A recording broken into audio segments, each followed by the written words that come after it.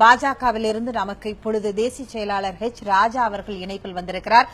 வணக்கம் சார். நேற்றைய அந்த அரசாணை குறித்து முதலில் உங்களுடைய கருத்து. இங்கிலாந்து தேசத்துல பல மேற்கத்திய நாடுகள்ல வெஜிடேரியன் காங்கிரஸ் வச்சிருக்காங்க. நாம ஏன் அசைவமே சாப்பிடக்கூடாது, அது உடம்புக்கு நல்லதே இல்லைன்னு பிரச்சாரம் பண்றதுக்கான அமைப்புகள் இருக்கு இந்த இதுல பிரிட்டன்ல. வழிபாட்டு உரிமையும் இதுவும் இதாகாது. எங்கேயாவது குர்ஆன்ல பசுமாடு கொன்னு சாப்பிடணும்னு இருக்குன்னு காட்டியதா நான் மன்னிப்பு கேட்டுட்டு இதை வாபஸ் வாங்க சொல்லி அரசாங்கத்தை கேட்கிறேனா? இது எப்படி மத நம்பிக்கையாகும், மத வழிபாடாகும்? இங்க பாருங்க, 70 முஸ்லிம் நாடுகள்ல பன்றி வதைக்கு சட்டம் இருக்கா இல்லையா? Let us B straight. அப்ப அது அங்க செய்யலாம் சரின்னு சொன்னா இது இங்க செய்யலாம் சரிமா? விதண்டாவாதம் யாரா பண்ணா எஸ் செஞ்சிருக்கிறது சரி. வெளிநாடுகளில் எல்லாம் இன்றைக்கு அசைவத்தை தவிர்க்கக்கூடிய கல்ச்சர் வளர்ந்து கொண்டிருக்கிறதுங்கிறாரு. இவர் எந்த நாட்டுக்கெல்லாம் போனாருன்னு தெரியல. நான் போயிருக்கிறேன், அமெரிக்கா சுத்தி இருக்கிறேன், கனடா சுத்தி இருக்கிறேன், பல மேலை நாடுகளில் சுத்தி இருக்கிறேன். எங்க போனாலும் மாட்டுக்கறி தான். அங்கெல்லாம் எவ்வளவு பெரிய ஷாப்பிங் மால் போனாலும் மாட்டுக்கறியை வகை வகையா ஸ்லைஸ் போட்டு வகை வகையா பேக்கிங் பண்ணி வச்சிருக்காங்க பார்வைக்கு, விற்பனைக்கு.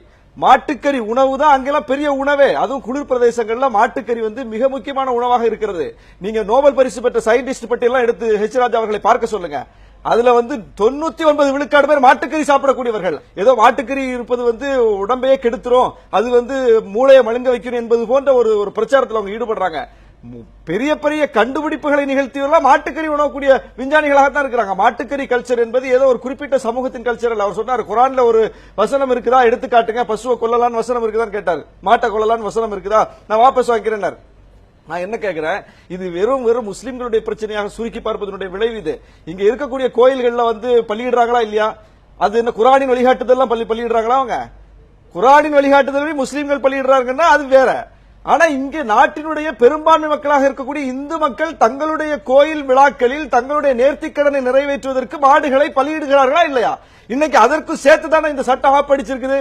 அப்ப இவர் யாருக்காக பேசுறாரு? இவர் இந்துக்களுக்காக பேசுறாரா? யாருக்காக பேசுறாரு? இந்துக்களுக்காக பேசுவதற்காக இயக்கம் நடத்துகிறோம் சொல்லக்கூடியவங்க இந்து மக்களினுடைய மத வழிபாட்டினுடைய ஒரு கூறாகத்தானே இந்த மாடு பலியிடக்கூடிய விஷயம் இருக்குது.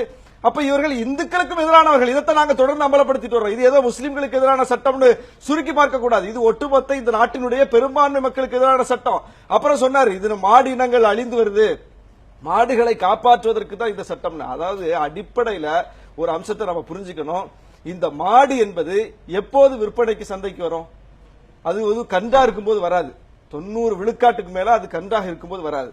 அந்த கன்றை வளர்த்து அவன் பால் கறக்க மட்டும் பால் கறந்து அதை விற்பனை செய்து அதன் மூலம் பொருளீட்டி ஒரு மாட்டை வாங்குவான். இதுதான் இந்த அடுக்குமுறை. ஒரு விவசாயி ஒரு மாட்டை வளர்க்கிறான் என்றால் மாடு அவர் வளர்ப்பதா சொல்றாரு, வளர்ப்பதாக போட்டோல போஸ்ட்லாம் கொடுத்திருக்கிறாரு. அவருக்கு உண்மையிலே இந்த விஷயம் புரிஞ்சிருக்கிறான்னு தெரியல. அப்போ அந்த ஒரு சுழற்சி முறையில் பொருளீட்டக்கூடிய ஒரு விஷயமா தான் ஒரு விவசாயிக்கு அந்த மாடு பயன்படுது.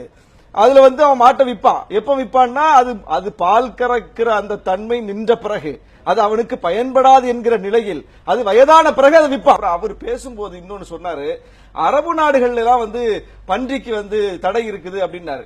இவரை வர சொல்லுங்க, துபாய்க்கு நான் போய் காட்டுறேன்.